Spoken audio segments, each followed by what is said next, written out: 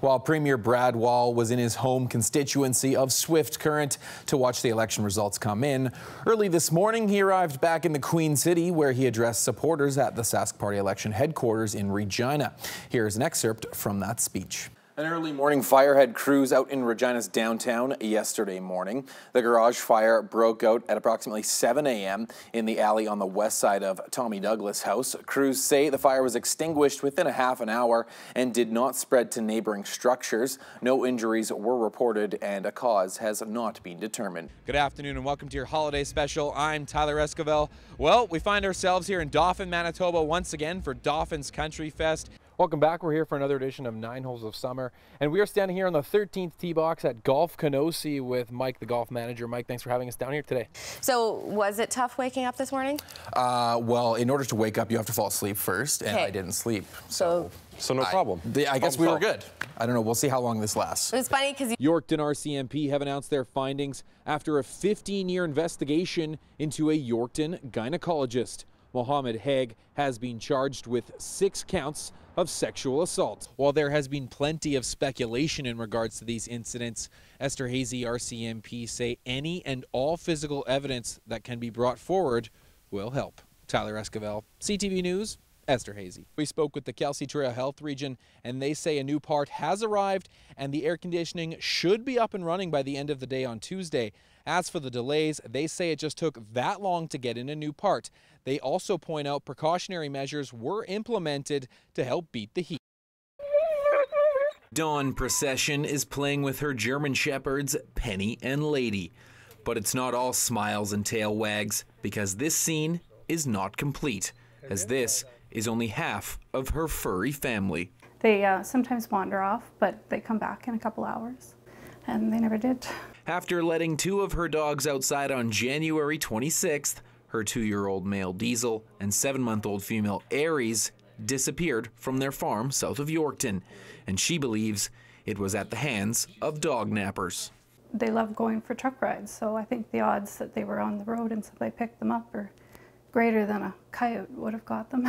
Procession isn't the only person who has had farm dogs disappear. Charla Brenner had her 8-year-old dog Ford go missing from her home south of Churchbridge on February 3rd. He was a happy dog. He had a happy home. He didn't really have a reason to go anywhere. And they're not alone.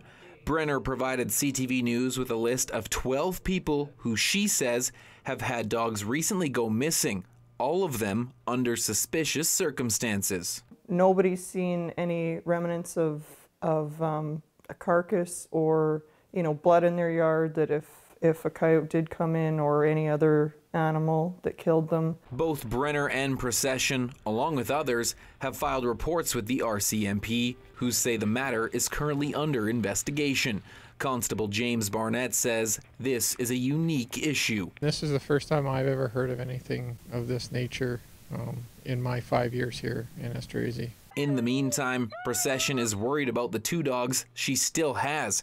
However, trying to keep a farm dog inside for their own safety is easier said than done. Farm dogs' duty is to run free on the farm and protect us, and we need to protect them.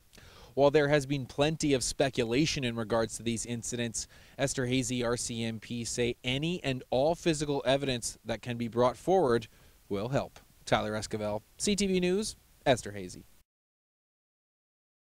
Mike Panay is an elder from Pepecasis, Cree Nation, who's lived here most of his life. But like many others, he feels underprivileged because of an issue he says is over 140 years in the making. Billions and billions of dollars are made on this land that we agreed to share, and yet we are the poorest. Band members and supporters say they've had enough. They lined Highway 10 north of Balcarres Wednesday morning, protesting what's called the Contribution Funding Agreement. It's a document that allows the federal government to view the finances on First Nations reserves across the country and then determine funding based on those numbers. Our people have directed the leadership not to sign due to the unilateral process of no consultation, no negotiation, lack of funding, not meeting the needs of our people. Pepecasis isn't the only First Nation to speak out on this issue. Onion Lake Cree Nation recently refused to sign the agreement and have since won that right in court. Alan Bird says they are not trying to hide anything. All they want, he says, is for Indigenous people to be heard. The First Nations are never involved.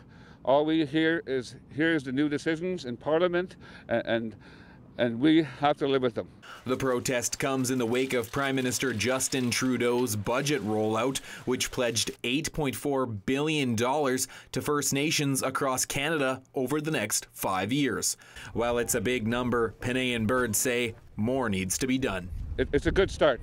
We see it as a start, one step, but it still falls short of meeting the needs of the Peekskiwis Cree Nation. It's just a Band-Aid solution is all it is. That's what came out of the budget that I see. CTV did contact the federal government for an interview on this matter. However, our requests were not met. Tyler Esquivel, CTV News, Yorkton. I want one. I want a golden goose. Gooses. Geeses. I want my geese to lay gold eggs for Easter. We've all heard of the goose who lays the golden eggs, but have you heard of the cow? Less than 2 weeks ago, this cow gave birth to quadruplets on a farm south of Elida, Saskatchewan. That was pretty big surprise. It's pretty crazy. Never had that. Never even heard of quadruplets before. On March 4th, Lane Lamport noticed his cow was in distress and ready to give birth. Once she had the first two, he quickly realized this was no ordinary delivery. And we've seen there's a third one, which is something we'd never had before, triplets. So we got that one out, and then we put her in the pen just over here. And about half an hour later, she had a fourth calf all by herself. In the days since the calves were born, Lamport introduced a surrogate mother to help feed Abby, Bruce, Charlie, and Duke. They're doing real good. You know, they're up, running around real good, and it looks like having a good time. They're sucking both those cows there and doing just great. Dr. Henry McCarthy is a veterinarian up the road in Wawota.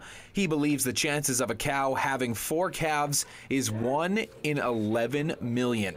While the phenomenon has people buzzing, a situation like this can cause issues for the cow. Sometimes it's difficult for the cows to rebreed. They're more apt to retain their placenta, which affects the uterine health of the cow and her ability to clean everything up inside her. This isn't the first time this mother cow has defied the odds. She has given birth to twins twice in the last 2 years. It is a heritable trait for cows that twin, and it's not surprising that this cow that's had 4 calves has had multiple calves. Back on the farm, Lamport says having 4 calves is definitely a bonus, but at the end of the day, they're no better than any other calf in the barn. I don't know, it's pretty crazy, I guess. Some people say it's like winning the lottery, but I think I'd rather win the lottery than have the calves, I think. Well, if you're looking to win the lottery, maybe have your cow pick the numbers. Tyler Esquivel, CTV News, south of Elida.